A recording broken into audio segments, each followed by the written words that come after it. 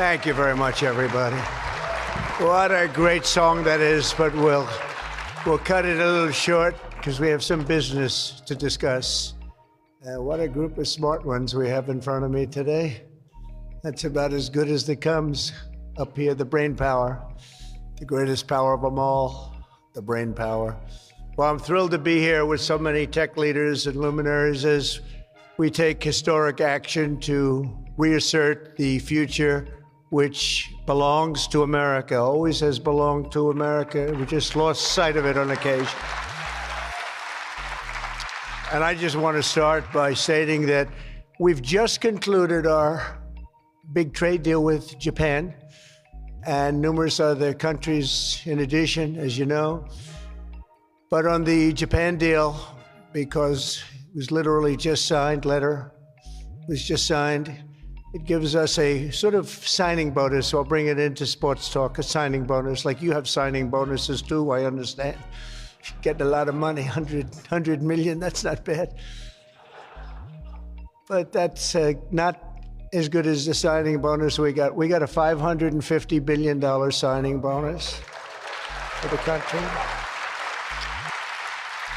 And we had the tariff at 25%. As you know, we had a tariff at 25%. And these are great people that we negotiated with, but we agreed to reduce it to 15 based on the fact that Japan has agreed for the first time ever to open up its country to trade so that all of our American businesses and business geniuses, including many in this room, can go out and do business openly and freely in Japan, a very rich and prosperous and profitable and wonderful country, frankly. And we will pay a zero tariff as we do business in Japan. So we're paying zero, they're paying 15. We're getting $550 billion. And to be exact, it's 90% of that, but we control the whole lot of it. And it's really been great. And they're very happy, and their stock market went up, and our stock market went up, and that's supposed to be the way it is. Ours went way up, and theirs went up. And we've made numerous other deals like that. But the opening up of a country is very important to us. We have numerous countries that have opened their doors, just made some incredible transactions, but we're going to have a very, very simple tariff for some of the countries. We have so many countries you can't negotiate deals with everyone, so we'll have a straight, simple tariff of anywhere between 15 and 50%. A couple we have 15 because we haven't been getting along with those countries too well, so we just say, let's pay 50, and that's the way it is. But remember, we get countries that were closed, always closed. Everyone in this room would never remember any of them to be open. We've offered such a deal to the European Union where we're in serious negotiations, and if they agree to open up the union to American businesses, then we will let them pay a lower tariff. So the tariff is very important, but the opening of a country, I think, can be more important if our businesses do the job that they're supposed to be doing. Such openings are worthy of many points in tariffs, and they're a good thing, not only for, as an example, Japan or Europe, but certainly a great thing for America because it allows our businesses to go out and fairly compete and do really well if they compete properly, like the people that I know. Everyone in this room practically I know has competed very successfully. I haven't seen any, and I know the losers just like I know the winners. I tell you, I don't see any of the losers here. But now if some of the countries that pay 25% or more on autos complain, remember that Japan was willing to pay upfront the $550 billion for that privilege of negotiating with the United States of America. We also made a deal yesterday with the Philippines and Indonesia, which in both cases will be opening up their country. And we're in the process of completing our deal with China. And as you know, the UK, we made a deal. It was a very good deal for everybody. Everybody's happy. It's always nice when everybody can be happy. But mostly we'll be charging straight tariffs to most of the rest of the world because we have over 200 countries. People don't realize that's a lot of deals. Even if you're like me, a deal junkie, that's a lot of deals. That would be too much for anybody. Ooh. How did we do with this country that I never heard of? We got a lot of deals cooking, but America is taking in hundreds of billions of dollars like it never has before. Investments into our country at the highest point ever in history, and we've just really been opened up for business for 3 of the 6 months. The first couple of months, we got ourselves all set, done a great job with our military. As you know, you saw that 2 weeks ago when you saw the way those incredible B-2s flew into Iran and took out an entire nuclear potential deadly force. But I want to thank some of the incredible people that I see before me, including White House AI czar David Sachs. He's been great for organizing this very important summit, and especially for putting it in D.C., where it's a little bit easier. I don't know if it's easy for you, but it's a hell of a lot easier for me. Along with his colleagues at the All In podcast, which is very good. I did that podcast a year and a half ago, and I said, this is something, it was pretty new, pretty raw. Everybody I knew saw that podcast. I said, well, he's got something pretty good. Who is that guy? He's a smart guy, by the way. I think if I ever get in, which at the time people were saying I had a shot, not as good a shot. As it turned out, we won in numbers that nobody believes. We won every swing state. We won by millions and millions of votes, winning the popular vote. We won with the districts, as they would call them, 2,750 to 505.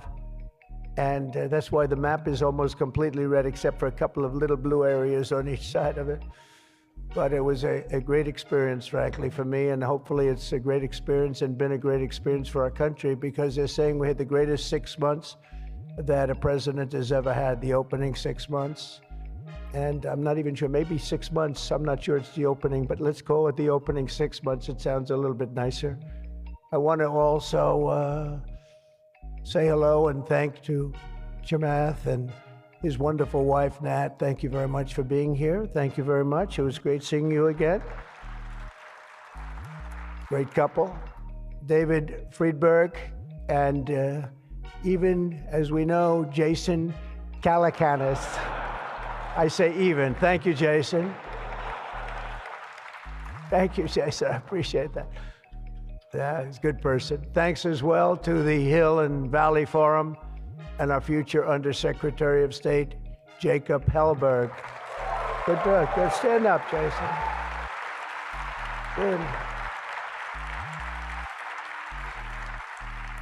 I met him a year and a half ago, and I was very impressed. I said, let's bring him in. We bring in a lot of smart people. And David's been unbelievable as the job he's doing. Along with Secretaries Doug Burgum, who's been incredible. Doug? Thank you. Thank you, Doug. Great job.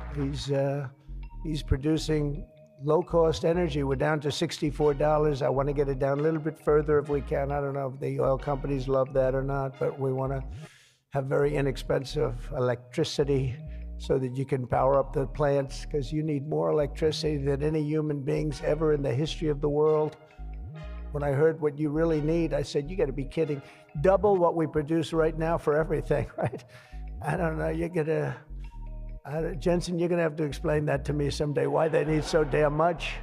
Couldn't you do with a little bit less? My father always used to say, turn off the lights, son. But you guys are turning up the lights. I want to thank Howard Lutnick for doing a terrific job. He was involved in the big deal that we just completed with Japan. Howard, wherever you are, Howard. Where is Howard? Hi, Howard. Great job you did. Appreciate it. Really, that was an interesting negotiation, wasn't it? These are tough people. These are good negotiators, I will tell you, Japan. But they love their country, and they do what's right for their country. I want to thank Chris Wright, if Chris is around. Chris is here because he's helping with the tremendous energy success that we're having tremendous energy success. We're the biggest. We have more energy than anybody else in the world. Nobody knew that until I came along, but we have more energy than anybody else in the world. We're making incredible deals on energy, including deals in Alaska. Well, we that's the mother lode, that's the big one, and we're making deals with various Asian countries that need it, and it's actually hard to believe, you don't think of it, but Asia is very close to Alaska, relatively speaking. It's not the closest, but it is pretty much the closest when it comes to oil and gas and energy, and we're making some incredible deals, and I want to thank Chris. Chris is fantastic, works in partnership really with this gentleman who's the head of you've got the land and he's got the energy, right? But they formed a great partnership, Doug.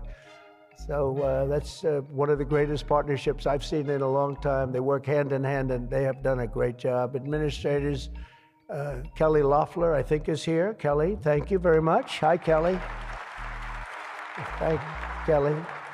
And probably the most important man in the room, and I say it in all sincerity, more important than Doug and Chris and all that energy they're producing. He's a man that produces fast permits on the environmental impact statements. He gets them done. I said, Lee, you have 1 week for nuclear, and you have a couple of days for oil and gas, okay, for the approvals. And we kid, but he really is. He's knocking them out fast. He's knocked out a lot. A lot of you guys have started your plants already, and you've already had your approvals. So where's Lee Zeldin? Is he here? He is so great. This guy,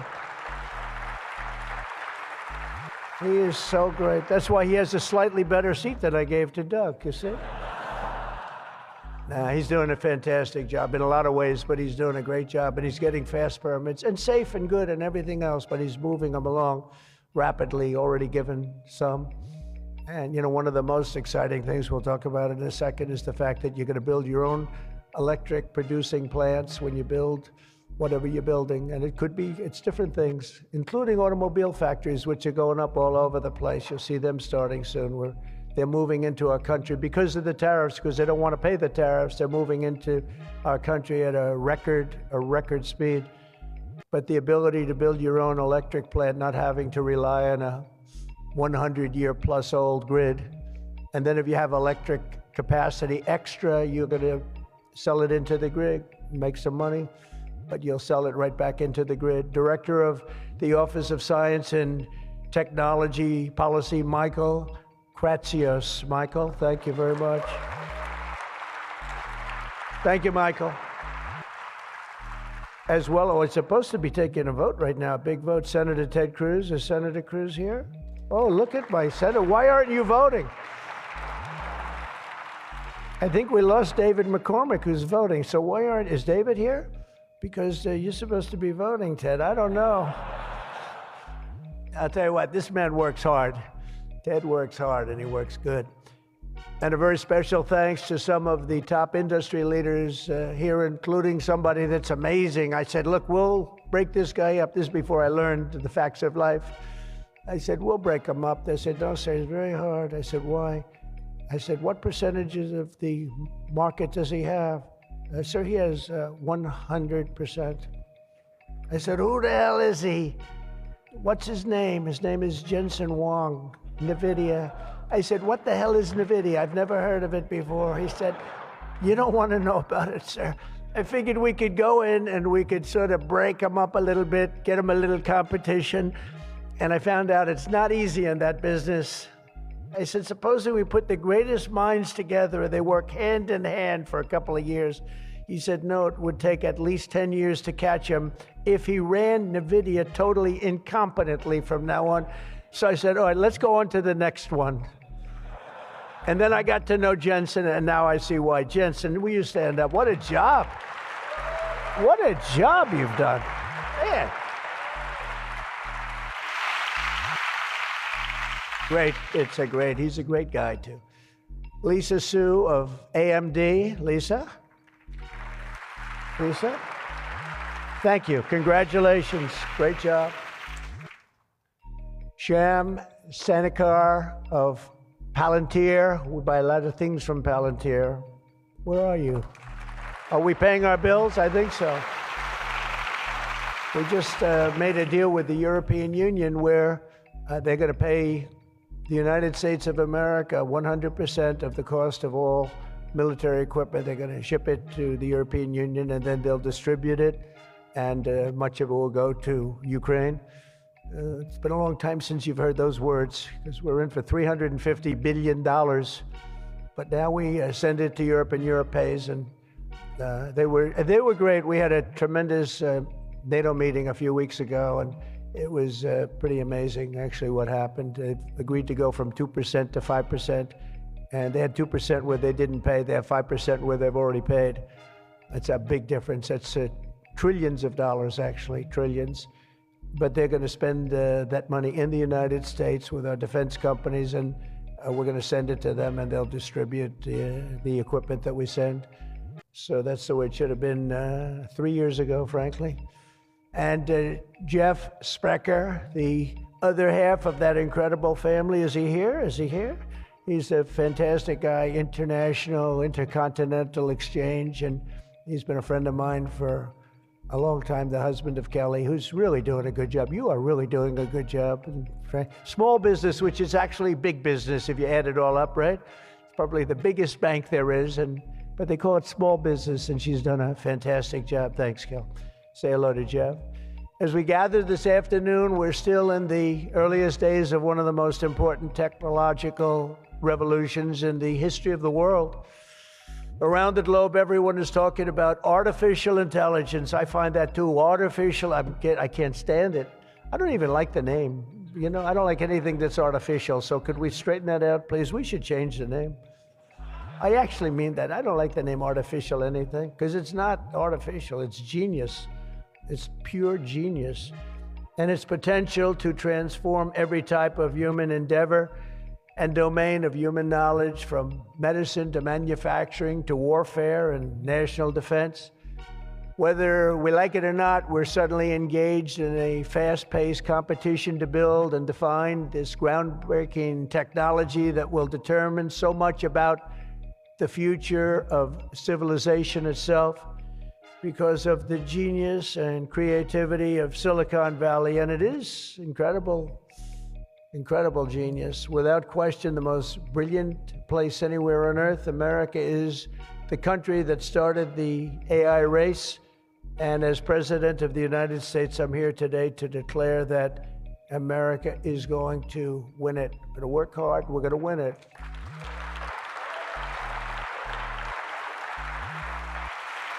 Because we will not allow any foreign nation to beat us. Our children will not live on a planet controlled by the algorithms of the adversaries advancing values and interests contrary to our own. We don't want to have contrary interests. We want to get along, and we'll get along with other countries. We're having a great relationship, as I told you, with those countries that we mentioned, with Japan and Indonesia and so many others.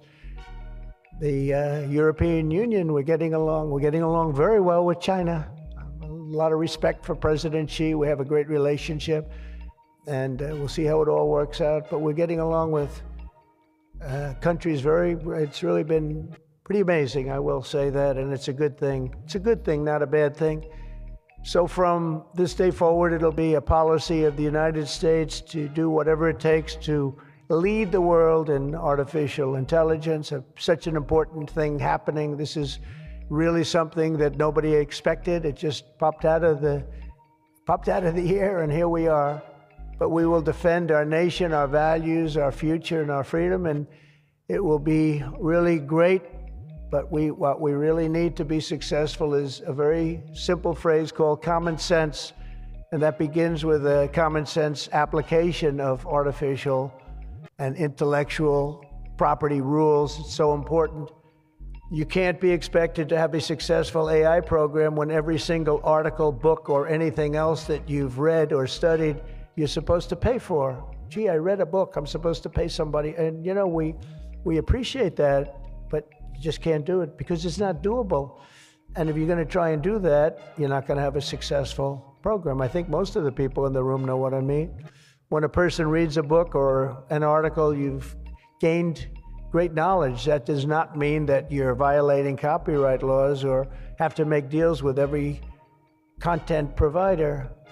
And that's a big thing that you're working on right now, I know, but you just can't do it. China's not doing it, and if you're going to be beating China, and right now we're leading China very substantially in AI, very, very substantially, and nobody's seen the amount of work that's going to be bursting upon the scene, but you have to be able to play by the same set of rules. So when you have something, when you read something, and when it goes into this vast intelligence machine, we'll call it, you cannot expect to every single time say, oh, let's pay this one that much, let's pay this one. It just doesn't work that way. Of course, you can't copy or plagiarize an article, but if you read an article and learn from it, we have to allow AI to use that pool of knowledge without going through the complexity of contract negotiations, of which there would be thousands for every time we use AI.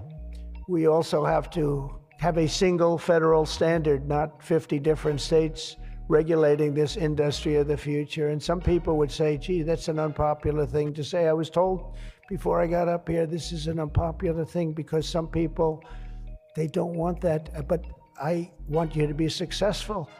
And you can't have one state holding you up. You can't have 3 or 4 states holding you up. You can't have a state with standards that are so high that it's going to hold you up. You have to have a federal rule and regulation. Hopefully you'll have the right guy in this position that's going to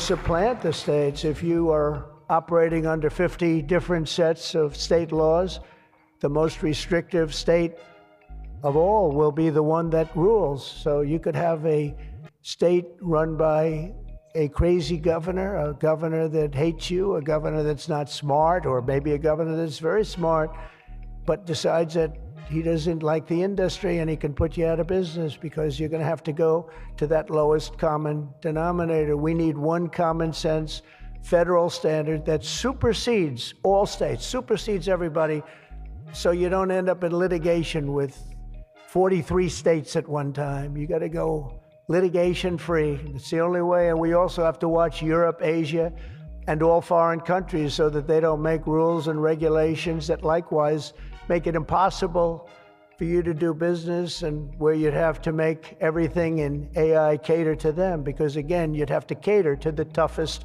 country or to the toughest state. You can't do that because it would ruin it. I just terminated all of the, as an example, California car emissions rules, which were a disaster. It cost them just billions of dollars as an industry, but thousands of dollars per car. The emission rule standard, because they were making the production of an automobile almost impossible and at a tremendously higher cost, much more expensive than it should cost, for very little gain, for actually, in my opinion, negative gain. The automobile was worse. Under this administration, our innovation will be unmatched and our capabilities will be unrivaled. And with the help of many of the people in this room, America's ultimate triumph will be absolutely unstoppable. We will be unstoppable as a nation. Again, we're way ahead and we want to stay that way. We can't let individual smaller units stop it, because that's the only thing that can stop it and can really mess it up. As with any such breakthrough, this technology brings the potential for bad as well as for good, for peril as well as for progress. But the daunting power of AI is it's not going to be a reason for retreat from this new frontier. On the contrary, it is the more reason we must ensure it is pioneered first and best. We have to have the best, the first pioneer. We are the best and the first pioneers, and we're going to be really putting a nation that we love, America, we're going to be putting it first. I have an expression, America first, make America great again. A lot of great expressions, but they're all so true. We're going to make America great again. We're going to make this industry absolutely the top, because right now it's a beautiful baby that's born. We have to grow that baby and let that baby thrive.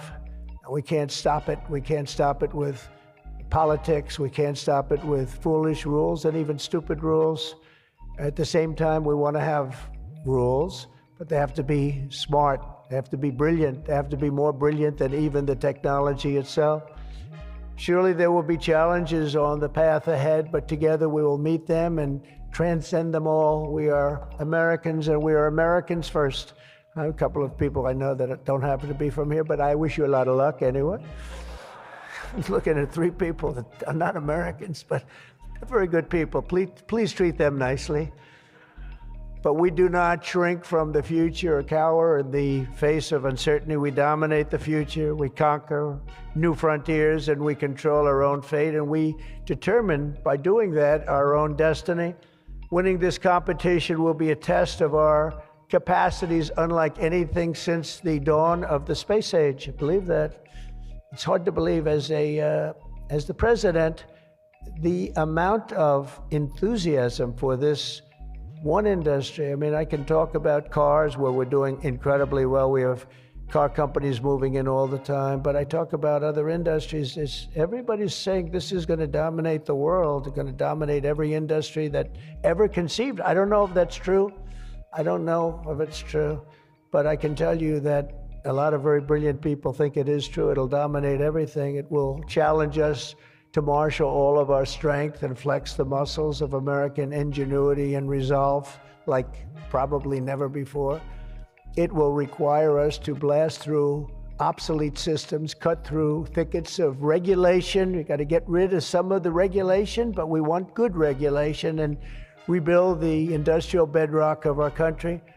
And perhaps most importantly, winning the AI race will demand a new spirit of patriotism and national loyalty in Silicon Valley and long beyond Silicon Valley.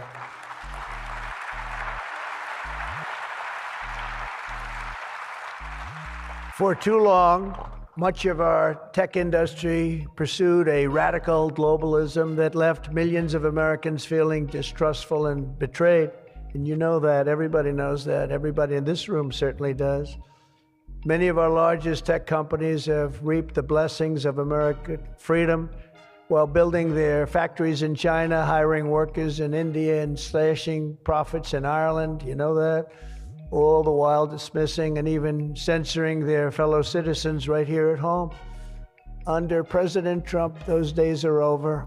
We need U.S. technology companies to be all in for America. We want you to put America first. You have to do that. That's all we ask. That's all we ask. To partner with our tech geniuses in achieving this vision, today we're releasing the White House AI Action Plan. Big stuff. We're signing it right after this. In fact, I see it sitting right there. Maybe I should just sign it right now. Who the hell has to make the rest of this speech, right? But here are the pillars of the strategy. First, my administration will use every tool at our disposal to ensure that the United States can build and maintain the largest, most powerful, and most advanced AI infrastructure anywhere on the planet. America needs new data centers, new semiconductor and chip manufacturing facilities, new power plants and transmission lines. And under my leadership, we're going to get that job done, and it's going to be done with certainty and with environmental protection and all of the things that we have to do to get it done properly. Virtually all of these large capital investments can be and should be made by the private sector. And they want to do that. They just want to be able to do it. But for that reason, America must once again be a country where innovators are rewarded with a green light, not strangled with red tape so they can't move, so they can't breathe. And that's not going to happen. You're going to see things that you've never seen in this country before. So often, and I've been watching for many years, I've watched regulation. I've been a victim of regulation. A zone change that takes 6 years for a building in Manhattan or whatever. But I was good at zone changes, but it took a long time. By the time you got the zoning, the market changed. You didn't want to build the building. You say, well, but in some cases that made you lucky, didn't it? Huh? In some, not too many people understand that in this room, but in some cases, waiting for that approval as the market collapsed was a good thing, not a bad thing. But it's time to reclaim our heritage as a nation of builders, and that's why, upon taking office, I signed a historic executive order directing that every one, and this is so important. For every new regulation, 10 old regulations must be immediately eliminated. So we have old regulations that clog up the books that don't even mean anything anymore. You know, in my first term, I had more regulation cuts than any president in history times 4, and that included 2-term presidents where you're talking about 8 years. We had more than any other president, and I think we may even top it this year. We may very well be able to top it during this period of time, because you're really, you are a regulation-prone group, and we're looking to get those regulations out of your way so you can use your genius. Earlier this month, we also enacted the largest tax cuts in American history when I signed the One Big Beautiful Bill into law. And I think the most important thing in the whole tax cut in terms of pure economics, and I think one of the reasons that my first, we had the most successful economy in history during my first term, and I think this is going to blow it away. So far it is, and I think this is going to blow it away. But the reason we had was I had expensing at 100%. And what we did is we included 100% in this bill, expensing for all capital expenditures, including investments in factories and equipment and structure. Structure wasn't included last time, so even structure, and you're able to write it all off immediately. That's the biggest thing, not 38 years, not 42 years, you're able to write it all off immediately. And this time we've made it for 10 years, not for 1 year. We've made it for 10 years, so you have a much longer period, but I'd say get out and take advantage of it. I think that's one of the reasons that we had such an incredible success with the first tax cuts. And one of the things that this bill does is it extends the first tax cuts and makes them permanent. And in addition to that, we were granted other taxes like no tax on tips, no tax on Social Security, no tax on overtime. A lot of great things. One of the things that I mentioned, not so pertinent here, but if you're in the automobile business, it's pertinent. I said, why is it that people like us always are looking for expenses and deductions, and people that buy automobiles that really have to go out and borrow money to buy a car, why aren't they allowed to deduct the interest on their loan to buy a car from their income tax? And we got it approved. We got it approved. And that is such a big thing. And I think that's going to be such a big thing for the automobile industry. We're going to be making more cars. Within a few years, we're going to be making more cars than we made in the very beginning, in the super prime. We lost almost 50% of our automobile business to Mexico, Canada, and various other places, as you know, in Europe and in Asia. And now we're getting it back. We're getting it back in record numbers. And I think we're going to be topping any amount. In a few years, we'll be making more automobiles than we've ever made in the history of our country, including what I call prime time. My administration is also pursuing a future of all-out American energy dominance. And on day one, I terminated the Green New Scam. You know what that was? You were all victims to it. Perhaps the second or third greatest scam in the history of our country. I would say the first was Russia, Russia, Russia. And we had a couple of others too. But the Green New Scam was one of the greatest. It's so ridiculous what they've made you do. The carbon footprint. They talked about the carbon footprint, and then Obama hops onto a 747 Air Force One and flies to Hawaii to play a round of golf and comes back. What about the carbon footprint? No, we didn't like that. And what Biden has done is absolutely terrible. He made it impossible, almost impossible for people to do business, not even talking about the border, where millions and millions of people flowed into our country, many from prisons, from jails, from gangs, from mental institutions all over the world. No, we're not doing that. We have to get them out. We've got 11,888 murderers, many of them committed more than one murder. Many of them, more than 50%, committed more murders. We're getting them out of our country, or in some cases they're so bad, we're not getting them out. We're having to lock them up because we don't want them ever to come back, no matter how good we're doing. Last month, you probably read, we had 0 people enter our country illegally. And over the last number of years, you'd have hundreds of thousands, literally hundreds of thousands of people a week pour into our country, totally unvetted and unchecked. And what the hell were they thinking? What they've done to our country is so sad, and we can never forget it. But we're unleashing all forms of energy, including natural gas, oil, and clean, beautiful coal. I instructed my people, in the form of Chris and Doug in particular, you are not allowed to say the word coal without saying clean, beautiful in front of it. You can only say clean, beautiful coal. It's a little embarrassing because we had somebody making a speech the other day, right? And he mentioned the word coal about 30 times because that was the subject. And he kept going clean, beautiful. I wanted to say, okay, just take it easy. You could just, got a little bit crazy, right, Doug? But it's, China's using it. They're building now 57 big power plants, all fueled by coal. And we have to compete, we have to win, and we're going to have clean, beautiful coal, but we have more coal than any. We have more anything in terms of energy than anybody. Oil and gas, we also have more coal.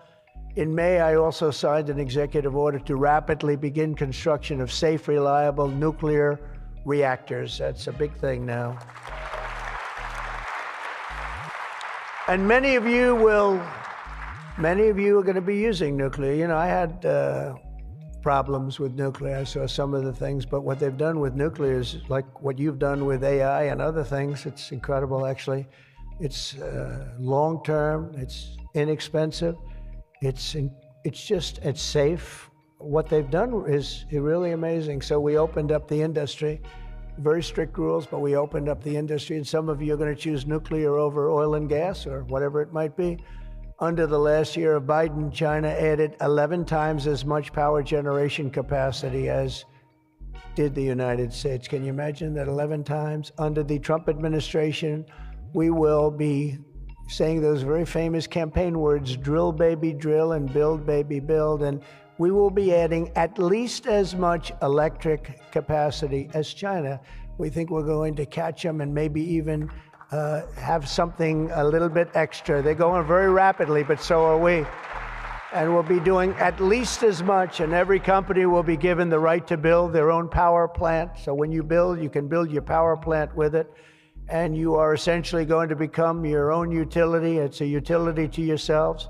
And as I said, any excess energy you're going to sell back to the grid and make plenty of money doing it. As a result of these pro-American policies since my election, we're seeing trillions and trillions of dollars in new investments. So at this moment, we have almost $17 trillion coming into this country. There's never been a period of time like that. And that's in a period of a few months.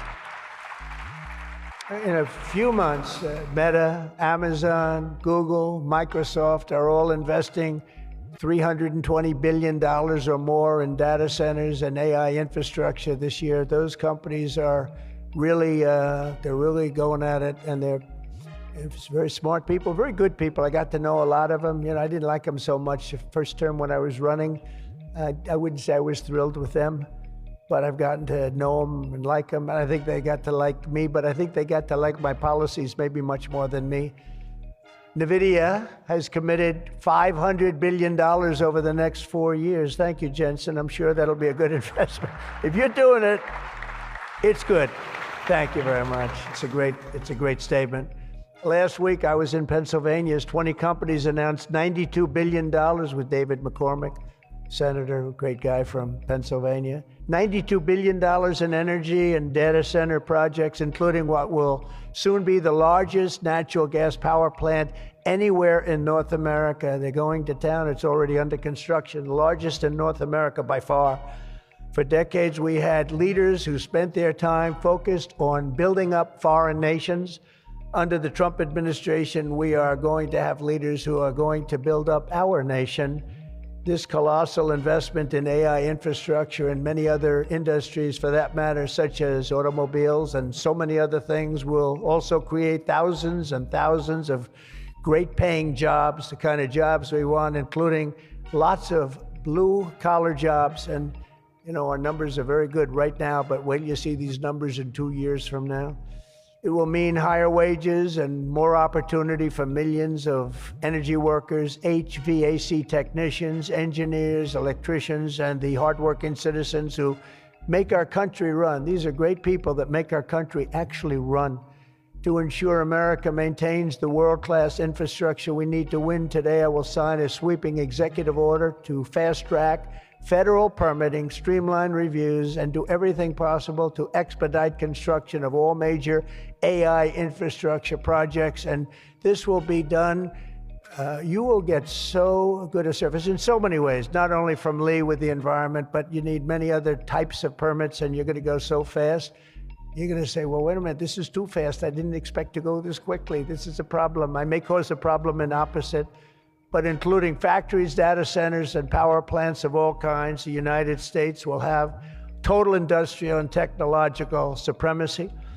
The second pillar of our action plan for AI dominance is to get the entire world running on the backbone of American technology, and I think that's very much happening right now, and I think it's going to happen. The last administration was obsessed with imposing restrictions on AI, including extreme restrictions on its exports. As you know, they made it very difficult to export.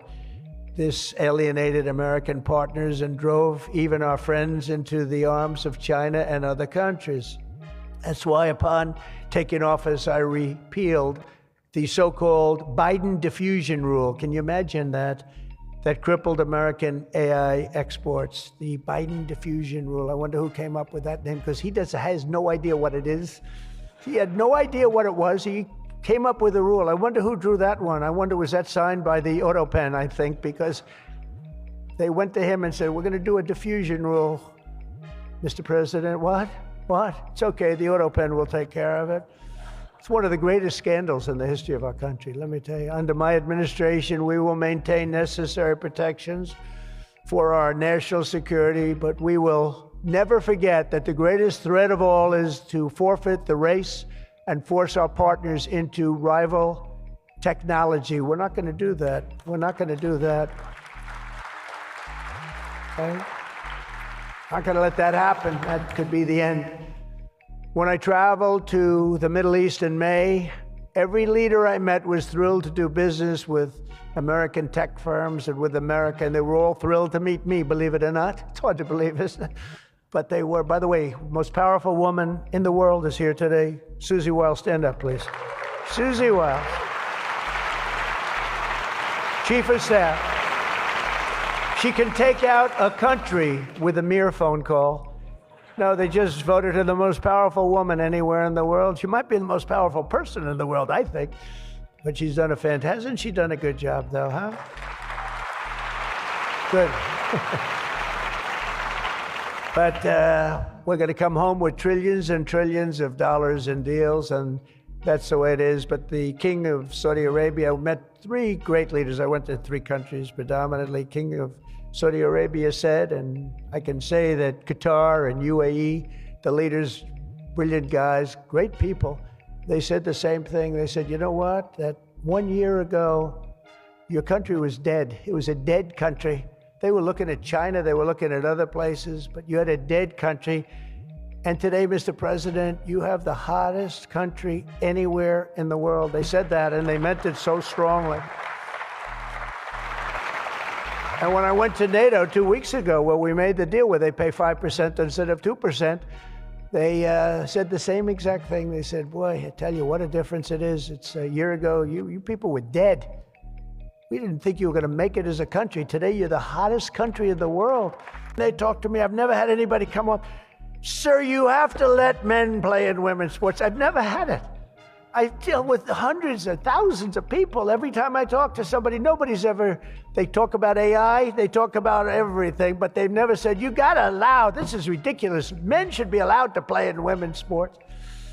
It's sort of crazy, isn't it, huh? You have to see, did you see the race? It was a race, a long distance marathon, one of those all-day deals, and we had one of the great female runners, and we had one of the great male runners, and at the end of the day, he won the race by 5 hours and 14 seconds.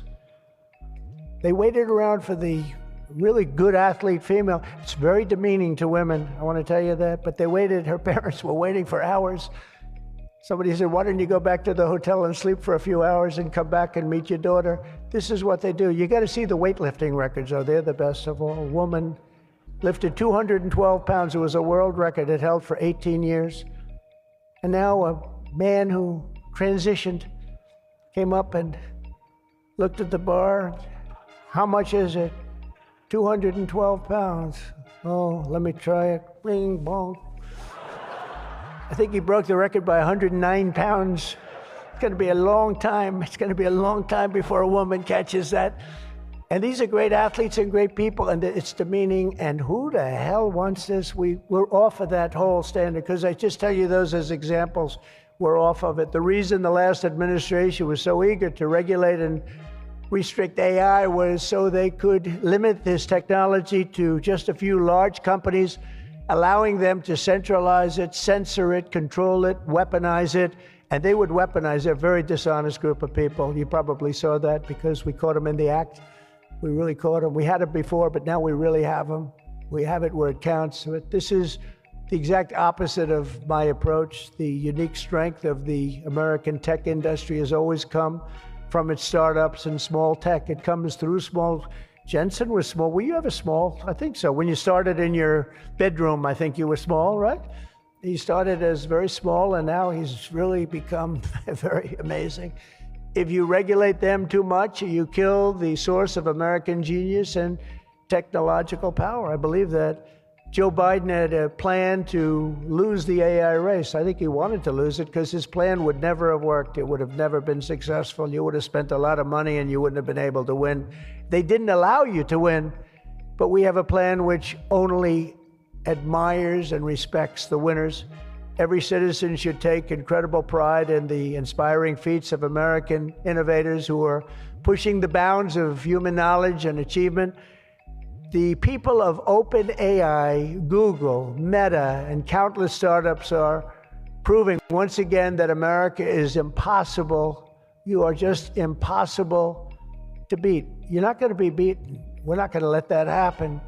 When you do your best, when you work your hardest, and when you're allowed to be free of horrible, foolish regulation. And you're going to have regulation, but it's going to be sensible, smart regulation. There's nobody who's going to beat you. As we push even further into this exciting frontier, let us never forget that all of this prosperity and progress has come from the culture of freedom and hard work, merit, ambition, and risk-taking passed down from one generation of Americans to the next. Silicon Valley rose to wealth, fame, and glory by exemplifying these values, and it will win this race not by rejecting them, but by embracing them like they have never been embraced before. We must put America first. This is a nation that invented the light bulb, the telegraph, the television, the telephone, the computer chip, the smartphone, the GPS, the integrated circuit, and even the internet. Basically, we invented everything. What is left? We invented everything. And now it's AI. We invented everything. Does anyone have anything else to say? And now we're going to take it to a new level. But Americans were the first to fly a plane, first to harness the atom, and first to plant our flag on the moon. We mastered the industrial age, we created the digital age, and now we are leading the world into the golden age, indeed, the golden age of America. With your help, that golden age will be built by American workers. It will be powered by American energy. It will be run on American technology, improved by American artificial intelligence, and it will make America richer, stronger, greater, freer, and more powerful than ever before. And I will now do my share by going and signing a name without an auto pen. I will sign it. If we had one, I wouldn't use it anyway, but we will sign it auto pen free, and we will say, Donald J. Trump, God bless America, and God bless you, and good luck, because the race has just begun, and you're going to win it. Thank you very much, everybody.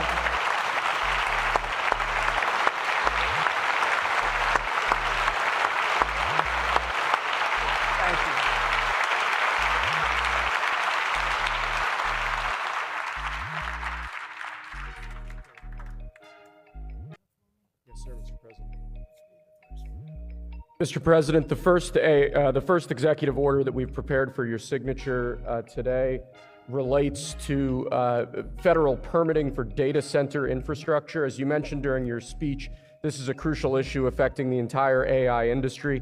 What this executive order will do is establish fast-track permitting and ensure that the federal government is working to get data centers approved and through the permitting pipeline as quickly as possible.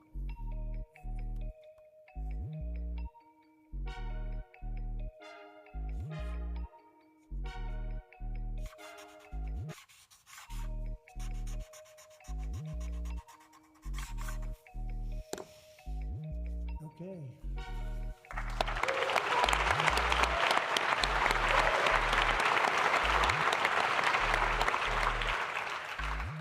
As you said before, sir, it's absolutely essential that American AI models and the American AI industry dominates the future of this industry around the world. What this next executive order will do is promote, through various instrumentalities of the federal government, the export abroad of American AI models to ensure American AI dominance in the future.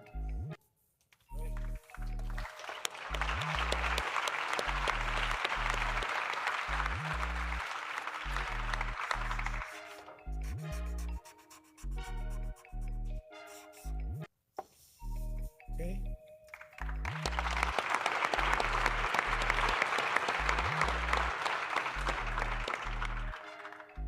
And lastly, sir, as you said in your speech, we don't want woke AI. We want AI models based on accurate information that give accurate information and accurate answers.